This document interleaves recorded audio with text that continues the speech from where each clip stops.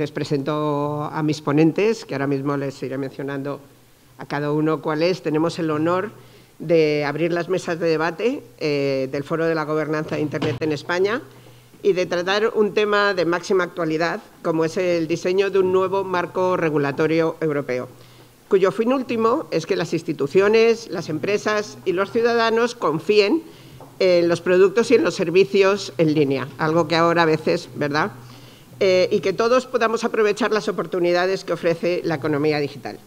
Se trata de un paquete regulatorio que busca, por tanto, fijar los límites y garantías que deben asumir las grandes plataformas en el mercado europeo y que incluye la Ley de Servicios Digitales y la Ley de Mercado Digital, una conocida como DSA y otra como DMA, por sus siglas en inglés, y sobre las que hay posiciones muy marcadas y en ocasiones incluso encontradas, tanto en los organismos como en todas las empresas afectadas y en todas las áreas de la sociedad afectadas. Y de esto vamos a hablar. Intentaremos arrojar un poco de luz sobre este tema y que ya, como os comentaba, es un tema de máximo interés. ¿Por qué? Porque nos afecta a todos y cada uno de los europeos. A veces, cuando hablamos de Europa, parece que esto nos queda lejos, pero en realidad nos afecta. Ya vamos aprendiendo con los temas de la vacuna y todo esto, que nos afecta muy directamente en las decisiones europeas y con los fondos de recuperación. Y me acompañan en la mesa Rafael Pérez Galindo, subdirector general para la Sociedad Digital. Buenos días, Rafael. Javier Domínguez Vidal, asesor de la Subdirección General de la Unidad de Mercado, Mejora de la Regulación y la Competencia, ambos pertenecientes al Ministerio de Economía y Transformación Digital. Carlos Mateo, portavoz de la Asociación Española de Startups. Mónica Sánchez Oliva, responsable de Políticas Públicas de competencia de Telefónica. Y Ana Bade, analista senior de Políticas Públicas de Google España. Hola a todos, es un placer para mí moderar esta mesa y estar aquí con vosotros hoy. Y antes de empezar a preguntaros, solamente quería hacer una observación. Mira, estaba hablando ahora con una alumna de la escuela fuera y me decía que estaba deseando terminar de estudiar. Y yo me he quedado pensando, no la voy a desilusionar, porque no os podéis imaginar la clavada de codos que me he pegado yo este fin de semana para estudiarme los 2 reglamentos. O sea, por desgracia, realmente, y lo saben muy bien todos mis ponentes, nunca se deja de estudiar. Otra cosa es que dejen de examinarnos, pero ya veis que tampoco. Y hay una cosa que me llamó profundamente la atención mientras que me estudiaba todo esto, y es que se ha tardado 5 años en hacer estos documentos. Y yo pensaba, Dios mío, 5 años analógicos son así como 50 siglos digitales o algo así, ¿no? Cuando empezamos, para cuando terminan, se ha revolucionado todo otra vez. Pues no hemos terminado aquí. Lo que nos rondará, ya nos contarán los políticos cuánto nos rondará. Y para empezar, quería preguntaros, como es un tema muy polémico, me gustaría, en una ronda muy cortita, para hacerlo al revés que siempre se pide la conclusión, pues en este caso una ronda muy cortita, si queréis, vamos de allá para acá. Carlos, si quieres, tu posicionamiento y tu opinión muy corta sobre la DSA y la DMA. Perfecto, pues muchas gracias, Pilar, y nada, encantado de estar aquí con todos vosotros. Mi opinión, en el caso de la DSA y la DMA, al final las principales afectadas, ¿no?, o impactadas por esta normativa van a ser, pues, probablemente las startups, ¿no? Y en consecuencia, pues, sus puntos de vista creo que se tendrían que tener bastante en cuenta, ¿no?, a la hora de regular, y en este caso, pues, a lo largo de todo el proceso legislativo europeo, aunque dure 5 años, ¿no? Creo que es importante, bueno, pues, tener ese contacto directo con la industria. Y al final, en el caso de estas 2 normativas, como muchas otras que se proponen, nos encontramos en uno de esos casos en los que los objetivos de estas normas son, yo creo que todos podemos estar de acuerdo en que son muy loables, ¿no?, muy deseables para nuestra economía y nuestra sociedad, pero que luego, cuando vamos un poquito más al detalle del texto, ¿no?, del articulado y a la ejecución de esos objetivos, pues nos encontramos que a veces no están así, ¿no? Y en este caso, el objetivo principal de la DSA, os lo leo textualmente, dice que es favorecer la innovación, el crecimiento y la competitividad y facilitar la expansión de las plataformas más pequeñas, las pymes y las empresas emergentes. aportando pues, seguridad jurídica y armonización de las normas, haciendo la puesta en marcha y la expansión en Europa pues, mucho más sencilla y dando más opciones a las empresas usuarias de servicios digitales a precios más bajos, garantizando la igualdad de oportunidades. Al final, lo que si os parece, recojo ese guante y esa descripción y lo que me gustaría es que me explicara un poco el regulador europeo cómo es compatible estos objetivos con el articulado, ¿no? Es decir, de qué forma se favorece el crecimiento y la competitividad de las startups prohibiendo la personalidad personalizada, que al final es en lo que se basan todas las startups para crecer. O cómo exactamente aumenta la seguridad jurídica de un emprendedor que está empezando, decirle que ya no tiene que cumplir solo la ley de su país de origen, sino que tiene que cumplir las 26 regulaciones de los 26 países miembros, ¿no? Con el coste de cumplimiento, ¿no? que eso supone. O cómo vamos a disfrutar de precios más bajos si las startups y plataformas tienen que asumir las costas de cualquier reclamación, ¿no? Aunque tengan la razón. En definitiva, al final, ¿cómo van a tener las startups europeas las mismas oportunidades que sus homólogas americanas y asiáticas? ¿Y cómo van a ser competitivas cuando somos la única región del mundo que establece todas estas prohibiciones y obligaciones, ¿no?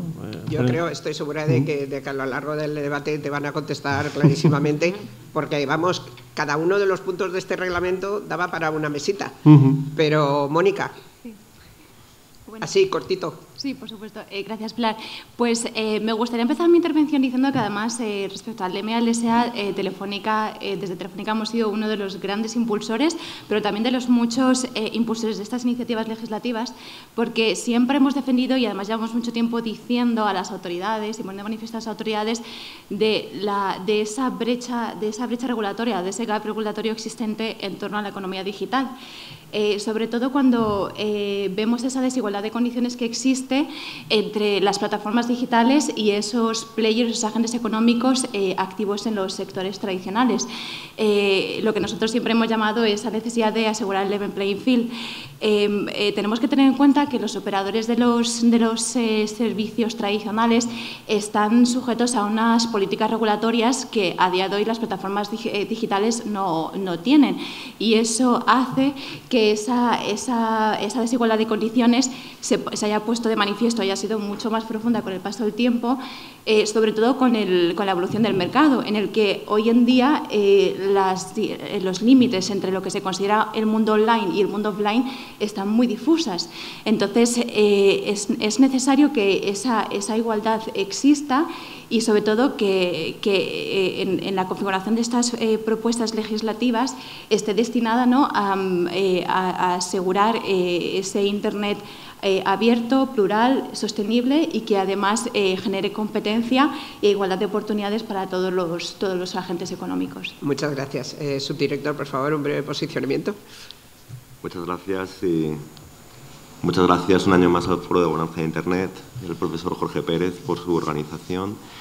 Vamos a hablar aquí de la DSA, de la DMA. Yo personalmente soy responsable de la DSA en la Secretaría de Estado de Digitalización e Inteligencia Artificial y nuestra valoración es muy positiva. Al final la DSA, el Reglamento de Servicios Digitales, su pretensión es a modernizar y adaptar las reglas, el marco de referencia de la prestación de servicios intermediarios digitales, no todos los servicios digitales, sino solamente los intermediarios de Internet, a los nuevos tiempos que ahora mismo obligan a esta modernización tras 20 años de la Directiva de Comercio Electrónico, que sabréis que es la directiva del año 2000 y que desde entonces no se había adaptado, ¿no? Entonces, bueno, luego hablaremos más del contexto y de algunas cuestiones particulares que se han comentado ya, pero esta primera valoración, esta apreciación es muy positiva. Muchas gracias. Muchas gracias por la brevedad.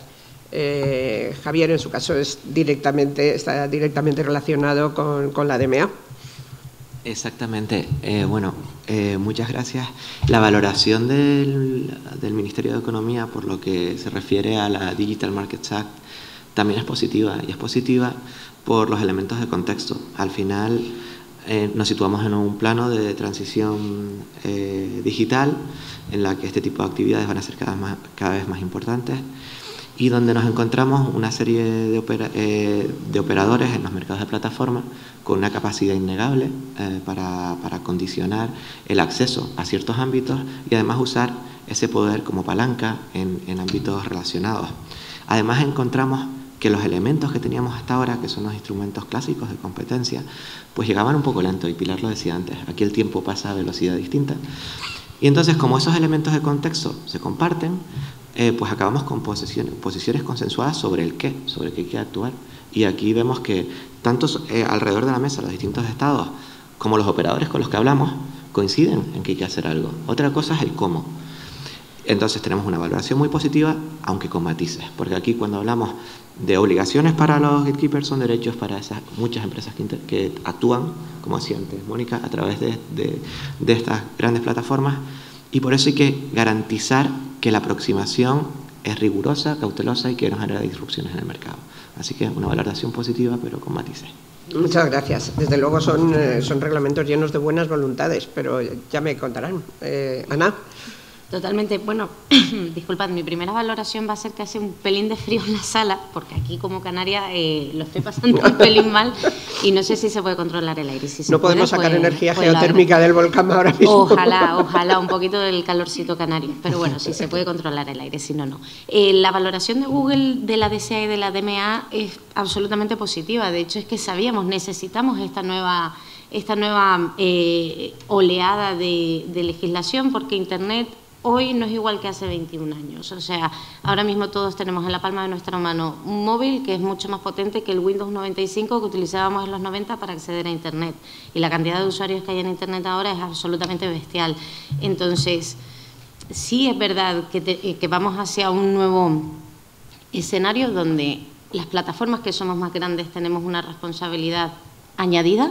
O sea, tenemos una responsabilidad, o sea, somos los responsables del tratamiento de datos de miles de millones de usuarios, somos los responsables del contenido que ven muchas personas y, por tanto, tenemos que tener ese mayor escrutinio. Y no queremos alejarnos de ese debate porque estamos totalmente ahí. La cosa es cómo hacerlo, la cosa es cómo vamos a tener ese diálogo regulatorio, porque no son medidas sencillas, no son soluciones sencillas y muchas veces las soluciones son dependiendo de cada caso, ¿no?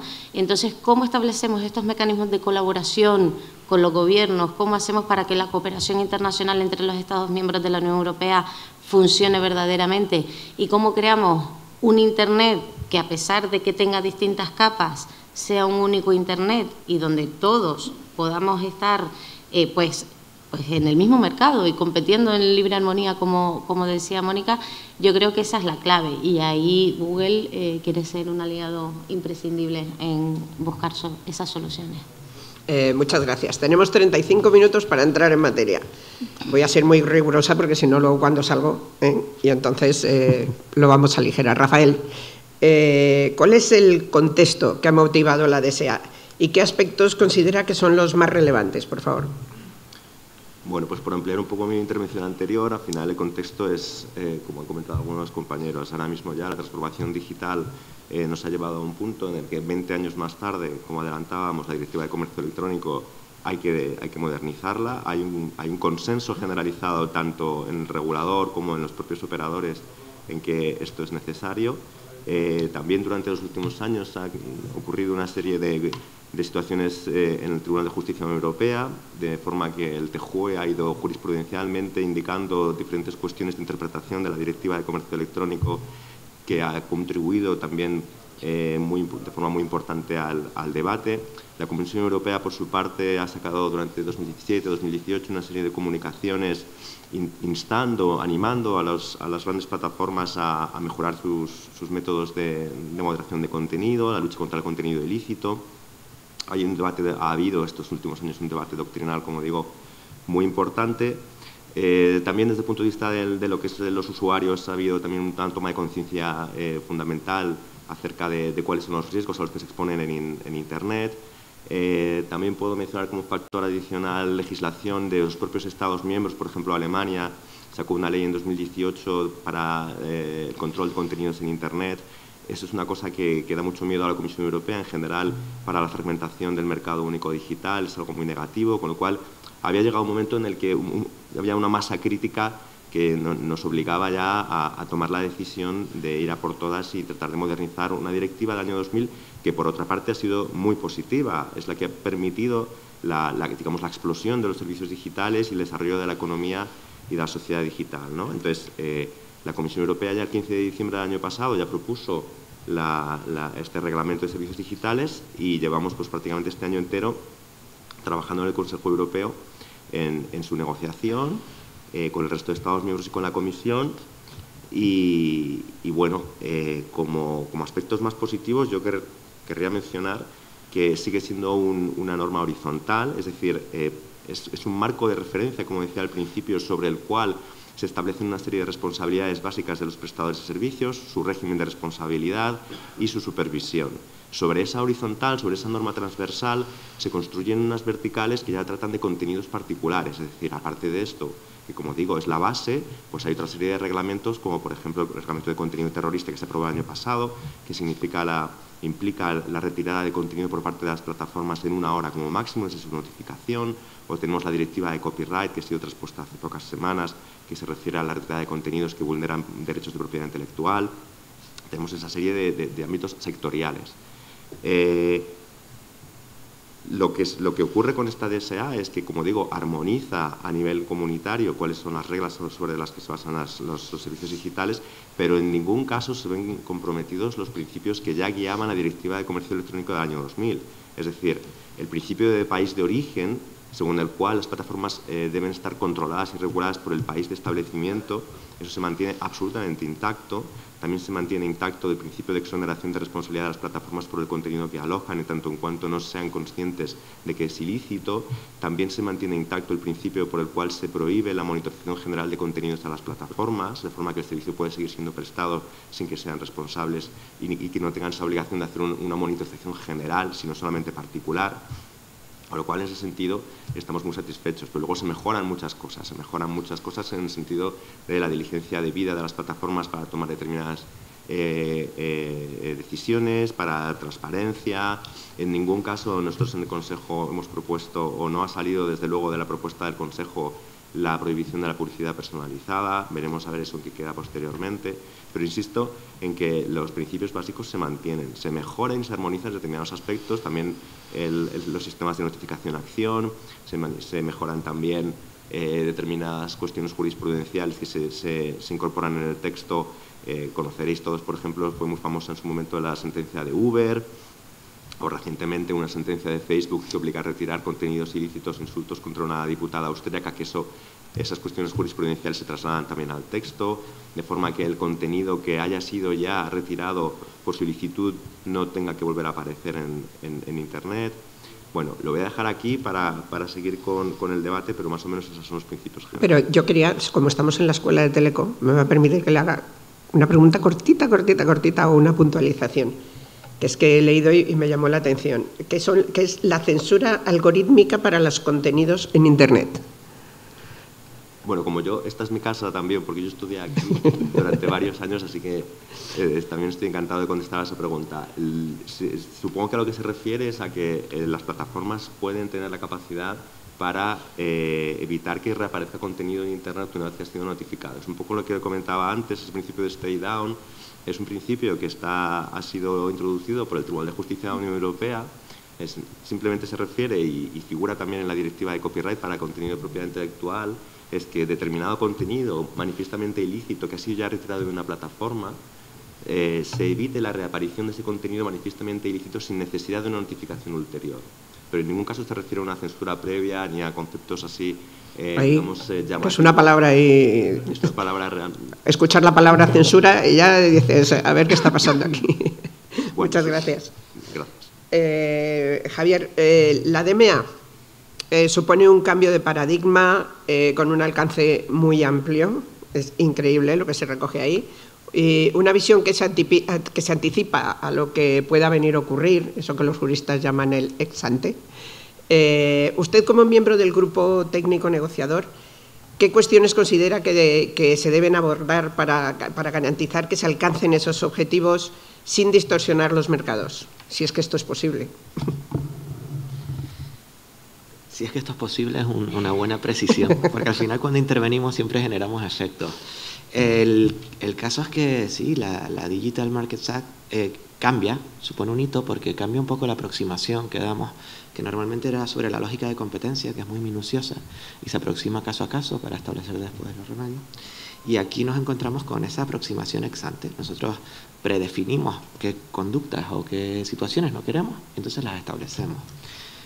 Esto es algo que evidentemente la Comisión propone conscientemente y establece un desplazamiento de la base jurídica del texto.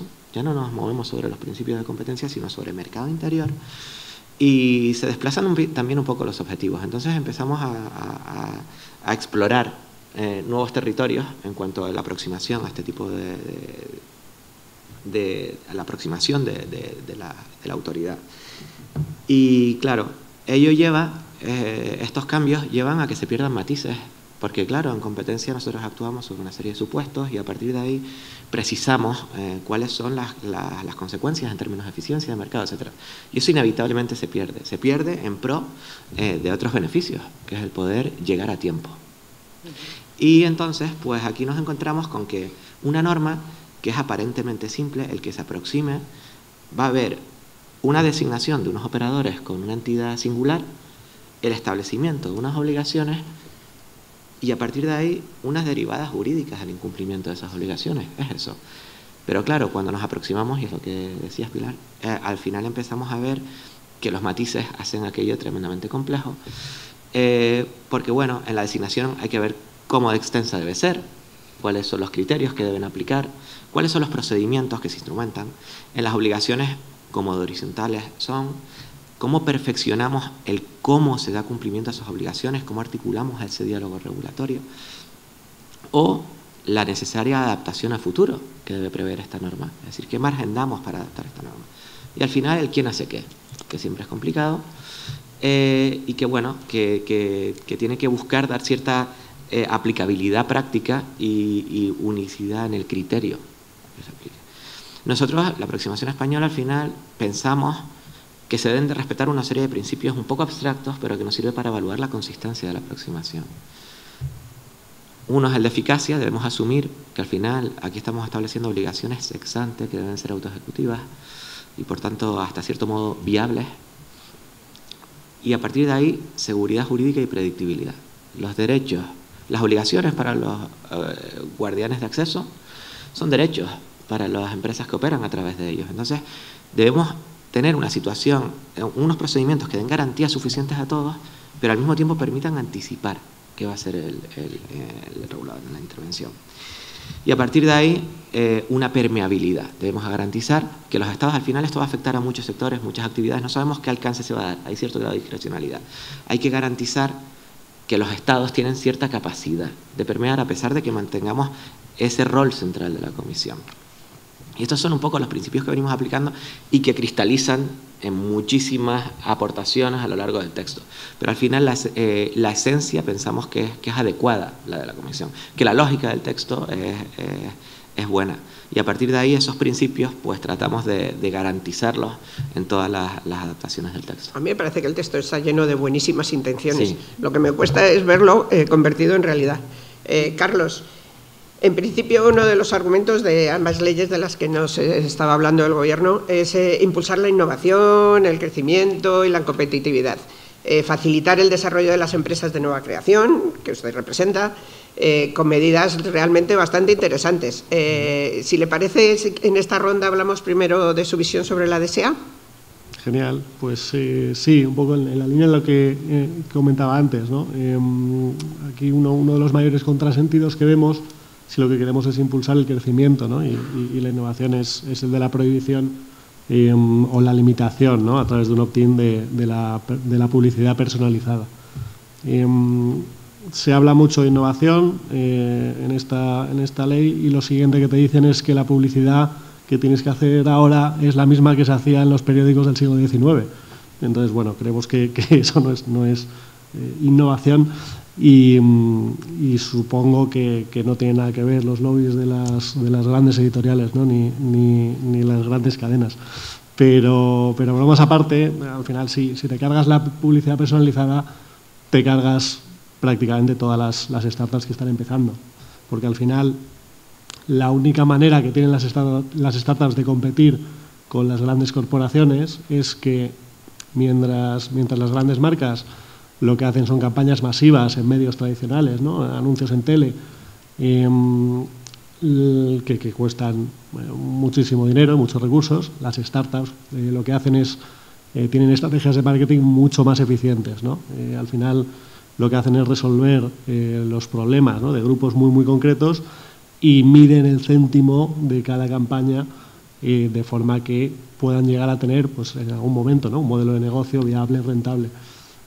Sin eso es muy difícil que puedan competir y al final pues tenemos que tener en cuenta que las pymes generan más del 70% del empleo de nuestro país, ¿no? Y si impedimos o dificultamos la publicidad personalizada por economía de escala, las pequeñas pues no van a poder competir con las grandes, no van a poder crecer, muchas desaparecerán y perderemos ese potencial de creación de empleo y riqueza que tanto necesitamos.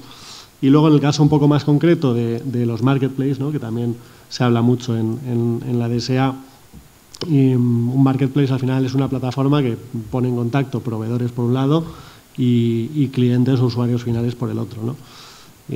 Y se establece una serie de obligaciones de auditoría para toda la parte de los proveedores.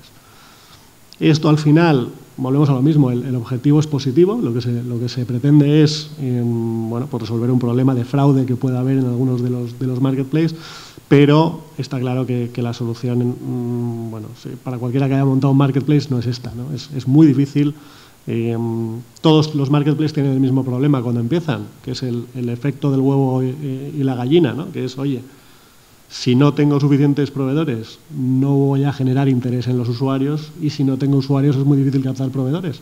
Entonces, si ya es prácticamente imposible empezar sin obligaciones de auditoría, imaginen lo que puede pasar ahora, ¿no? Va a ser muy, muy, muy difícil ni siquiera poder arrancar. Y para aquellos que sí que lo han conseguido y que ya están creciendo, otro reto de los marketplaces es cómo consigo que las dos patas de mi marketplace crezcan al mismo tiempo. Es dificilísimo, ¿no? Y al final necesitas que crezcan los dos en paralelo para seguir aportando el máximo valor a las dos partes. Si establecemos estos costes inasumibles, ¿no? al crecimiento de estas plataformas, pues va a ser muy difícil crecer, ¿no? Y va a ser prácticamente inviable que se desarrollen plataformas europeas, ¿no? en modo de marketplace. Entonces, prácticamente te puedes estar cargando una industria entera. Es cierto que hay contradicciones que me encantaría que pudiéramos comentar en alguna ocasión. Es un modelo parecido al que se creó con los operadores al principio, cuando llegó la competencia. Podéis pedir los datos y podéis utilizar el histórico de las grandes compañías, pero luego, por ejemplo, se prohíbe que se haga publicidad. Es verdad que hay algunas contradicciones. Mónica, los operadores siempre han tenido mucho que decir en el ámbito de los servicios digitales. Hubo un primer periodo de muchas quejas cuando nacieron las grandes plataformas, pero luego el presidente de Telefónica, José María Álvarez Pallete, fue uno de los primeros que nos enseñó a todos y que insistió y que nos enseñó como un mantra en el que se repetía que ya no había un mundo analógico y un mundo digital porque todo era digital, ¿no? ¿Cuál es la postura de la compañía con respecto a la DSA?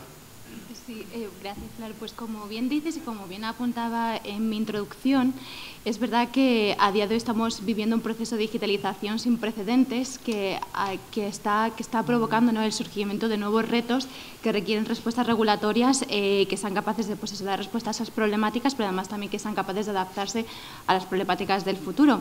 Entonces, en ese sentido, el DSA nace, o esta iniciativa nace, ¿no?, por la necesidad de actualizar y modernizar la directiva del comercio electrónico, que data del año 2000, como bien apuntaba Rafael, y en el que ya establecía ese régimen actual de la responsabilidad de los intermediarios online.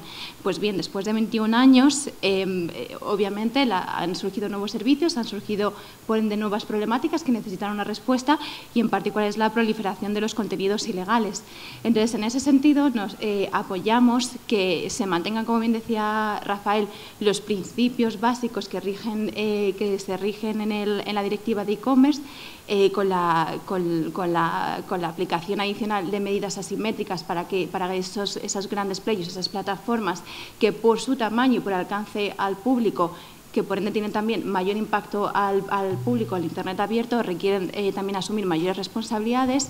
Y en tercer lugar, que me parece también muy importante, y por no repetirme, pero además apuntarnos en esta dirección, es a cómo garantizamos el buen funcionamiento del DMA a nivel institucional para garantizar el principio de transversalidad y homogeneidad en la aplicación. Tenemos que tener en cuenta que el DSA plantea un sistema de gobernanza mixto en el que la Comisión Europea se reserva los derechos de supervisión, pero vamos a tener a los Estados miembros designando 27 coordinadores de servicios digitales que van a garantizar la aplicación del DSA. Y nos preguntaréis, ¿por qué tenemos este sistema que es completamente distinto al del DMA?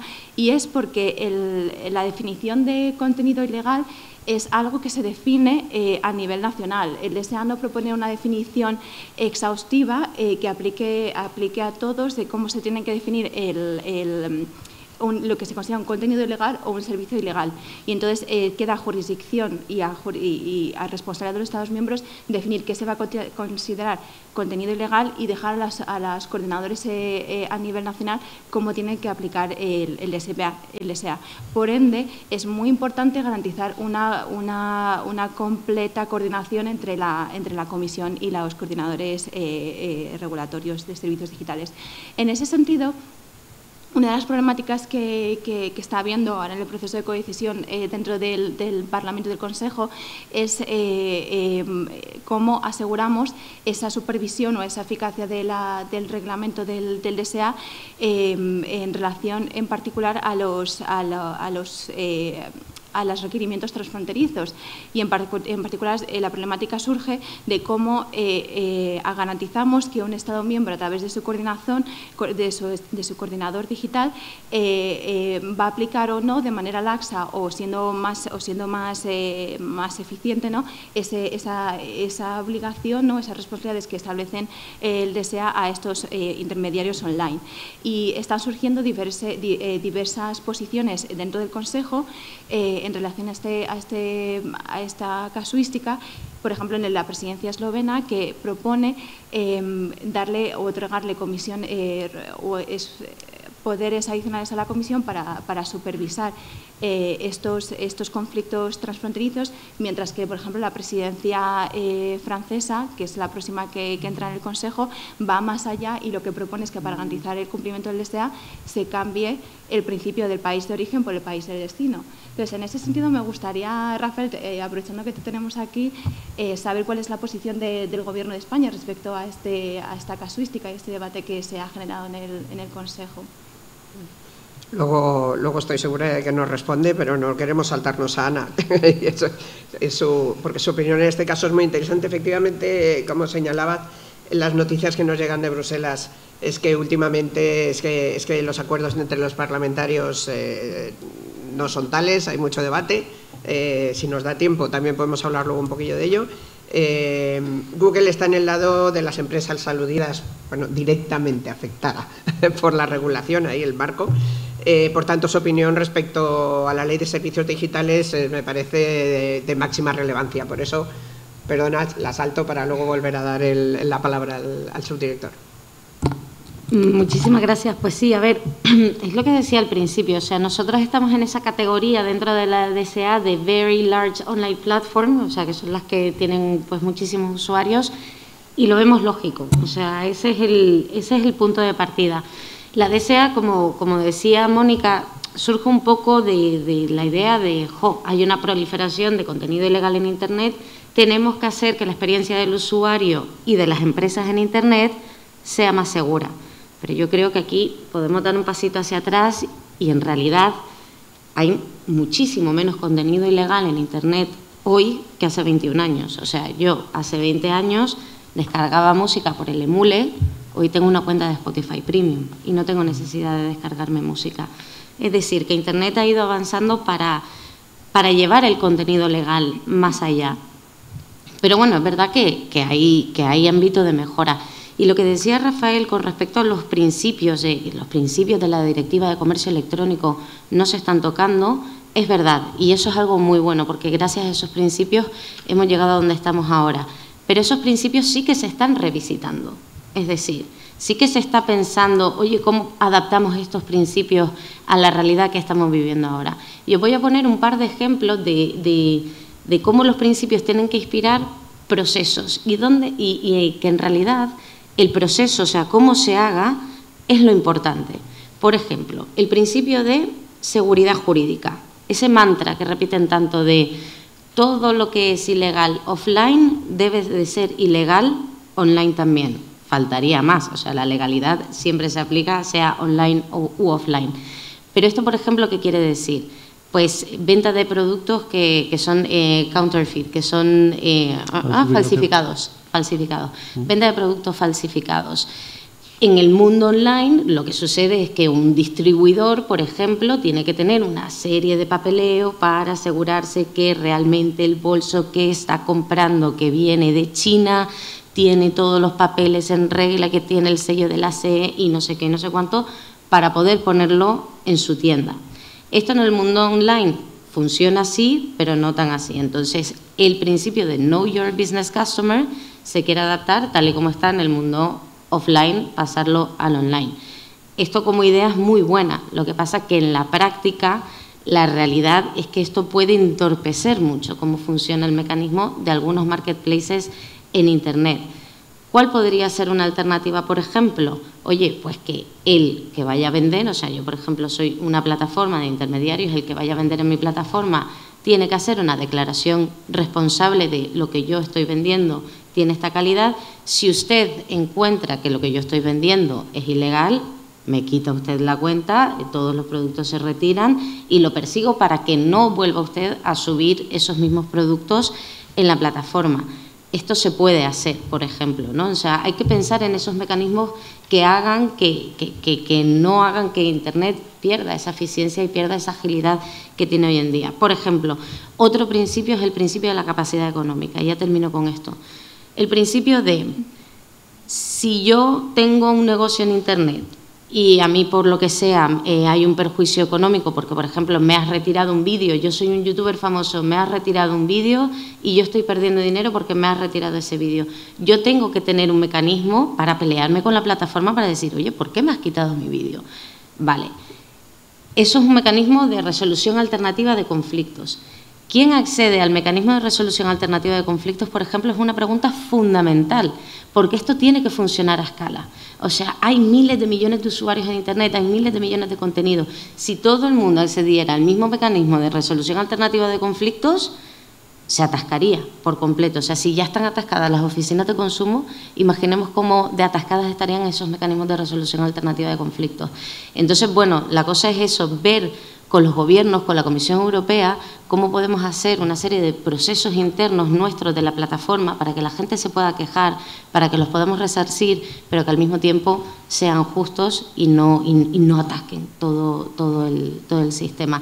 Así que yo creo que el reto está ahí, el reto está, efectivamente, como decía al principio, en la muy buena comunicación y coordinación con las autoridades. Tenemos ya muy poco tiempo, pero me gustaría cumplir con la última ronda. Lo malo de ser moderador es que no puedes opinar y no puedes debatir, porque eso de los contenidos ilegales o cuáles son ilegales y cuáles son nocivos, o lo que acabas de decir, para que no haya conflictos, pues a lo mejor sería bueno tener una normativa ex ante que se cumpla para no tener que solucionar conflictos después. Pero Rafael, antes preguntaba a la portavoz de Telefónica, y yo amplío un poco esa pregunta: ¿cómo va la negociación con el Consejo? ¿Cuál es el calendario previsto? Porque comentaba antes, el Financial Times decía esta semana que hasta dentro de 3 años, como mínimo, incluso decían que cuando saliera Vestager, no va a haber acuerdo. Gracias, Pilar. Bueno, pues por intentar contestar al menos algunas de las cosas que han surgido. Al final la regulación tiene que encontrar un equilibrio entre, en nuestro caso, entre la prestación de servicios digitales innovadores y la protección de los usuarios y del resto de empresas del ecosistema digital. Ese es el objetivo que se tiene desde el principio, no se trata de llegar a hacer, digamos, movimientos pendulares. Entonces, en este sentido, como digo, la propuesta de la Comisión de diciembre del año pasado ya era bastante equilibrada, bastante razonable. Se han conseguido muchas mejoras en la negociación en el Consejo este año. El Parlamento, por su parte, sigue su propio proceso. Sabéis que luego hay una negociación de trílogos entre el resultado de lo que es el texto del Consejo, el texto propuesto por la Comisión y el texto que sale del Parlamento. Y con esas tres instituciones se reúnen y de ahí sale un texto final que es el que se publica como reglamento. Entonces, ahora mismo en el Consejo, como decía al principio, no figura la prohibición de publicidad personalizada. Lo digo por insistir en este punto otra vez. No sé, no soy capaz de saber qué va a pasar dentro de 6 meses, pero ahora mismo ni en el texto de la Comisión ni en el texto del Consejo figura esa prohibición. Sí que para el tema de protección de pymes es un tema absolutamente crucial, evidentemente, para la representación española y para el resto de Estados miembros, y ya la propuesta de la Comisión figuraba y hay muchísimos carve-outs para startups y para pequeñas y medianas empresas, de forma que le aplican solamente parte de las obligaciones de diligencia debida que figuran en el reglamento, ¿vale? Quiero también clarificar ese punto. Lo que, como comentaba Ana, evidentemente a nadie se le escapa que los riesgos sistémicos están en las grandes plataformas. ¿Cuáles son las grandes plataformas? Pues se ha decidido que el 10%, que si una plataforma tiene un 10% de usuarios activos en Europa, es decir, 45 millones de usuarios, se va a convertir en lo que se ha llamado Very Large Online Platforms, y entonces esas VLOPs van a estar sujetas a unas obligaciones adicionales precisamente para contrarrestar, afrontar esos riesgos sistémicos en relación con el conjunto de la población europea, porque evidentemente estos son servicios transfronterizos intrínsecamente hablando, ¿no?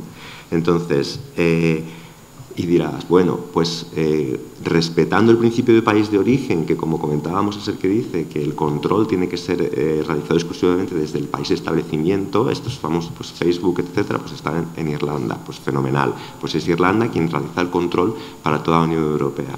Pues en el caso de las VLOPs, como es un riesgo sistémico para el conjunto de la UE, se ha decidido en el texto del Consejo, o se va a decidir, salvo catástrofe, mañana precisamente en la reunión de embajadores, que probablemente tendremos ya una luz verde para ese texto, esa orientación general del Consejo, salvo catástrofe, digo, lo que se va a proponer es que para esas plataformas que tengan más de 45 millones de usuarios en la UE, el controlador exclusivo para determinadas obligaciones será la Comisión Europea.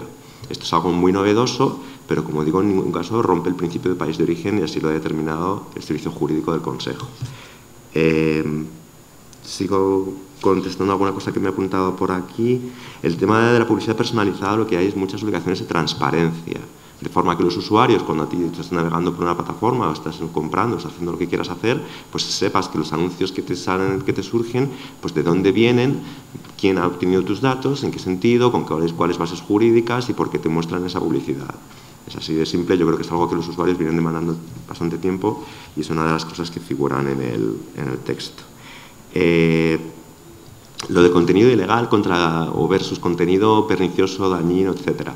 La DSA no habla de contenido dañino ni pernicioso, es algo que desde los primeros debates ya se vio claramente que más allá del tema de la desinformación y los riesgos sistémicos de las VLOPs, a lo que nos estamos refiriendo con órdenes de retirada por parte de las autoridades competentes es de contenido exclusivamente ilegal. Ilegal, tenemos evidentemente 27 Estados miembros y hay 27 sistemas jurídicos, 27 códigos penales y 27 definiciones de lo que es ilegal. En Alemania es ilegal la apología del Holocausto y en España creo que no, o no hasta hace poco, o en otros países no lo es. Entonces, hay diferencias y lo que no vamos a hacer, y ya os garantizo que es imposible, o al menos que no me toque a mí, es armonizar los códigos penales de los Estados miembros. En ese sentido, evidentemente, esto añade una complejidad adicional, pero lo realmente importante es armonizar los procedimientos y que haya una cooperación intracomunitaria efectiva que no ha habido durante los últimos 20 años y creedme que no la ha habido. Y es ahí donde la DSA tiene que poner el acento también. Y ya termino con lo de los 3 años de Financial Times, no sé de dónde se lo sacan. Yo estoy bastante optimista y si nosotros conseguimos una orientación general del Consejo este mes y el Parlamento saca su posición en enero, probablemente la presidencia francesa podría terminar con esto en junio y si no la siguiente presidencia, y cuanto antes mejor, desde luego. Gracias. Ojalá. Javier, está sobre la mesa, o sea, lo han dicho casi todos, ¿no? El debate es intenso. Parece que se separa de la propuesta original, hay una distancia en varios aspectos. Según su perspectiva, en la fase actual y de cara a las futuras conversaciones entre el Consejo, el Parlamento y la Comisión que lo acaban de decir y usted me enseñó, que se llaman trílogos. ¿Cuál es su perspectiva, por favor? Bueno,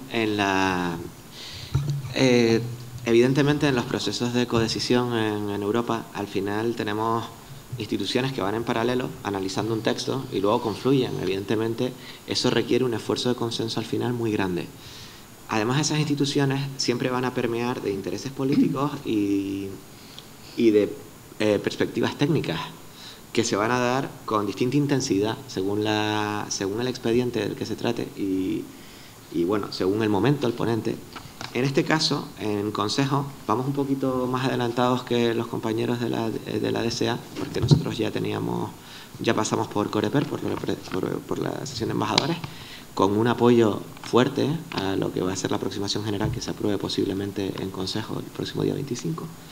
Pero es verdad que en Parlamento hay una percepción bastante separada, mientras que en Consejo estamos siendo cautelosos y nos movemos muy cerca de la propuesta de la Comisión, en Parlamento el debate es más disruptivo, más ambicioso, tanto en cuanto a quién debe capturar, en cierto modo, la designación, como al alcance de las obligaciones, como a la posibilidad de aplicar remedios caso por caso. Entonces, esto que lleva a que durante la presidencia francesa vaya a haber una labor intensa de debate, de conciliación de posturas y, bueno, de puntos intermedios donde nuestro máximo interés es que no se afecte a la lógica interna de la norma. Es decir, que al final sea consistente, porque si no, eso lleva a problemas de litigiosidad y de descrédito de la propia norma en los tribunales. Muchas gracias. Son y 55, tendríamos que terminar, pero no voy a dejaros sin la palabra, por supuesto. 1 minuto para cada una de las preguntas. Carlos, los denominados guardianes de acceso, que es una palabra ya bastante curiosa. Según la DMA, deben garantizar su desarrollo en Europa a un mercado más competitivo. ¿Están ustedes de acuerdo con esta figura y qué ventajas e inconvenientes le ven en la nueva ley? 1 minuto. Bueno, pues en este caso, un poco en línea con todo lo demás, ¿no? Los objetivos de la DMA, ¿no? y el garantizar la igualdad de oportunidades y la justa competencia en el ámbito digital pues son acertados y necesarios. Pero esta forma de intentar solucionarlo creemos que no es la más correcta, ¿no? y que no refleja de alguna forma lo interconectado que está todo el ecosistema en Internet. Una de las cosas que nos preocupa, por ejemplo, es que esto espante a los inversores. Al final el mensaje que estamos dando es que si creces mucho como startup o como plataforma, pues vas a pasar a una especie de mercado regulado con infinitas obligaciones y burocracia, ¿no? Y al final pues no parece muy atractivo para un inversor que lo que quiere es que su inversión crezca. Y tampoco parece que esté muy en línea con los objetivos, ¿no? que se marca la Unión Europea de digitalización y de sostenibilidad para los próximos 10 años.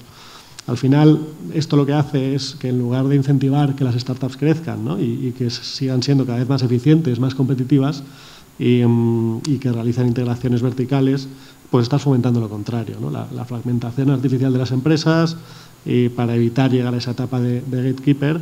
Y de esta forma pues se obstaculiza un poco la competitividad a nivel global. Gracias. Mónica, ¿cuál crees que Telefónica, desde el punto de vista de Telefónica, cuáles deben ser las claves para asegurar una buena implementación de la futura norma? Sí, gracias, Pilar. Pues en mi opinión hay 3 claves principales. La primera de ellas es que la Comisión debe centrarse en aquellas plataformas, en aquellas grandes plataformas que realmente generan fallos de mercado y problemas de competencia estructurales.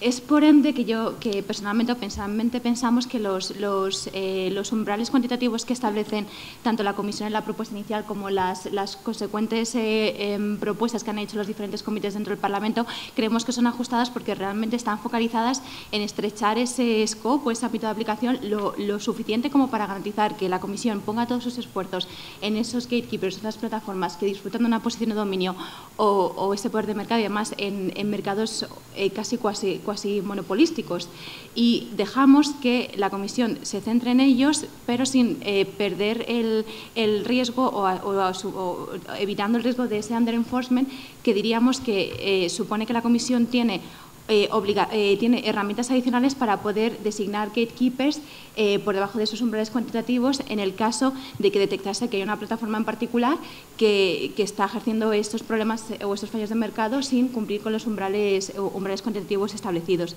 Por otro lado, creo que es muy importante la forma en que las obligaciones se aplican para dar contestabilidad a los mercados digitales, porque al final es lo que busca el DMA, es fomentar la competitividad en los mercados digitales, abrir los mercados, eliminar las barreras de entrada y además garantizar la equidad en el uso de esas plataformas que hacen los gatekeepers respecto a sus business users, a los usuarios empresariales. En ese sentido, creo que las obligaciones que establece el DMA tienen una base de derecho a la competencia muy importante, que además están basados, muchos de esas obligaciones basadas en los principios del derecho a la competencia y además basados en conductas que desde un análisis ex post o en casos de antitrust de antimonopolio la Comisión estableció respecto a ciertas grandes plataformas. Entonces creo que en ese sentido tiene mucho sentido utilizar aquellas obligaciones o aquellas conductas que desde un punto de vista de competencia se consideran que son anticompetitivas cuando esa empresa con posición de dominio ejerce ese abuso de posición de dominio, tiene sentido que de forma ex ante obliguemos a esas grandes plataformas a que se les prohíba hacer esas obligaciones o esas conductas sin necesidad de que cumplan o de que abusen de su posición de dominio. Entonces, en ese sentido, teniendo en cuenta que el DMA al final llamamos un mirroring, ¿no?, del derecho a la competencia, es importante que esas obligaciones que tienen esa base de derecho a la competencia se apliquen para todos los gatekeepers, para todos los mercados, porque a día de hoy, de la propuesta de la Comisión, hay ciertas obligaciones basadas en derecho a la competencia que solamente se aplican a ciertos servicios. Entonces, pensamos en ese sentido, animamos sobre todo también al Consejo y al Parlamento que tengan en cuenta pues, las obligaciones del self-preferencing, del tagging y de las frank conditions que se llaman, pues que se apliquen para todos los gatekeepers en todos los servicios identificados por el DMA. Y luego, por último, también comentar que creemos realmente que la Comisión tiene que ser la autoridad que garantice el cumplimiento del DMA, porque tenemos que tener en cuenta que esto es regulación asimétrica, regulación económica, y supone que los mercados que estamos abordando son mercados europeos, sino globales. Entonces, tiene sentido que la Comisión sea la autoridad de armonización en ese enforcement de la propuesta. Pero sí pensamos que los Estados miembros deberían tener un rol un poquito más activo, por ejemplo, utilizando las autoridades regulatorias a nivel nacional, como por ejemplo las autoridades regulatorias de telecomunicaciones, dando ese expertise y conocimiento, así como las autoridades de protección de consumidores, para mejorar y reforzar el enforcement o la eficacia de la propuesta. Muchas gracias.